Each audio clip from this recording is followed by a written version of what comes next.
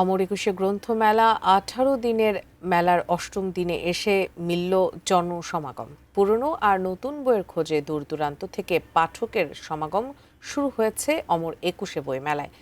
দুপুরে মেলা প্রাঙ্গণ খুললেও ইফতারের পরেই যেন প্রাণ ফিরে পায় প্রাণের এই মেলা অমর একুশে বই মেলা। মাত্র 18 দিনের মেলা, প্রকাশক ও বিক্রেতাদের দুশ্চিন্তা বাড়িয়ে প্রথম 7 দিনে কাঙ্ক্ষিত সংখ্যায় ক্রেতা দর্শনার্থীর দেখা মেলেনি।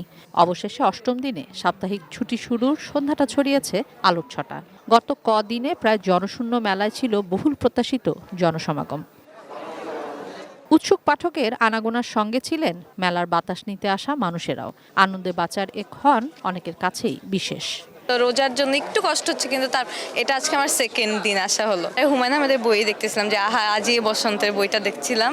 তো আসলে ওই ভালো লাগাটা এখনো শিফট করা যায় না আসলে। বই প্রেমীদের জন্য এই মেলা সবসময় ভীষণ আনন্দের। 28 দিনের মেলা এবার 18 দিনে হওয়াটা তাদের অনেকেরই মন খারাপের কারণ। আমার সরকারের কাছে একটাই আকুতি যে বইমেলাটা ঈদের পরে এবং ঈদের মধ্যে যাতে এটা চালু থাকে। বইমেলা 21শে ফেব্রুয়ারি ছাড়া আসলে একদম ইনকমপ্লিট। এটা আমরা যারা পাঠক আছি, আমরা যারা রেগুলার বইমেলা জন্মের পর থেকেই দেখে অভ্যস্ত, তাদের কাছে খুব ডিসঅ্যাপয়েন্টিং একটা ব্যাপার। আর আমি সব সময় আসলে শরৎচন্দ্র চট্টোপাধ্যায়, সমরেশ মজুমদার, এই সমস্ত বই, এদের এই সব লেখকের বই আমার খুব পছন্দ।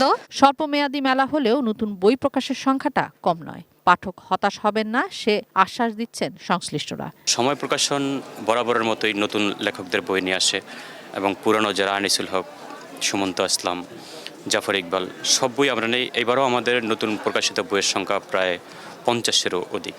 সত্যি বলতে শুরুতে যখন শুক্র শনিবারে একটা ভালো রেসপন্স ছিল, আর ওইটাই আমি পার্সোনালি আশা করছিলাম যে পুরো সপ্তাহ হয়তো ওইভাবে যাবে, কিন্তু সত্যি বলতে ওইরকম যায় নাই। আমরা প্রায় 150 বেশি বই নিয়ে এসেছি রয়্যাল থেকে, সবগুলোই চলে এসেছে।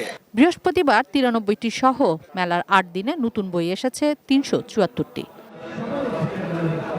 কিশোর জাহান, এটি নিউজ, ঢাকা।